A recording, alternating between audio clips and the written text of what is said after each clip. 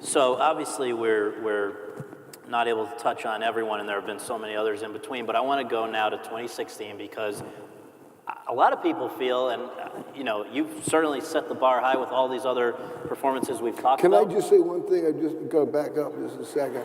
Yeah. And this goes on, kind of like follows the theme about not wanting to be an actor. And my dad saying, "You'll get a chance to do your thing," And so with Crazy Heart and working with my buddy T-Bone, that really kicked my music back into gear. And I thought, gee, if I'm ever going to do this music dream, now is the time. So I called up T-Bone, shortly after that movie, say, hey, you want to make an album? I got some tunes, He said, yeah, And so now I have a band called the Abiders. It's great, it's great. And, at 67, I'm living this teenage dream, man. It's awesome. Woo! Pretty wild. So the old man was right. It was great, it was great. But the point I just want to make is you've been so great in so many of these that we've seen tonight, and yet there are a lot of people out there who feel that you have never been better than you were in Hell or High Water this year. And just to set the scene, you're playing this soon-to-retire Texas Ranger who is out there with his partner for one last case they got to crack. And I guess, first, how did you hear about it? Was it an immediate yes? And let's start there. What movie is this again? Hell or High Water. Hell or High Water. Yes.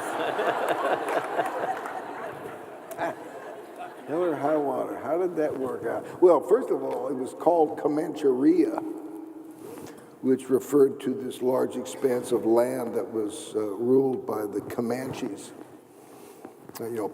Texas, Oklahoma, New Mexico, that whole area.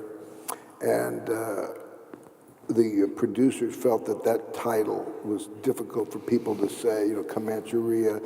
Taylor Sheridan, the fellow who wrote Hell or High Water, was also nominated for an Academy Award for that. He also wrote Sicario, which is another great movie, and that had a funny title too, and people think that they have theories that you could have done better than it, so they changed it to Hell or High Water. But how did that come about? Well, I have a funny mode of operation as far as choosing movies, and I really try hard not to work as best I can. Because I know what that entails, It means, being away from my sweetheart, my family, that's a drag. And I've got a lot of other interests, like the music, art, and stuff like that.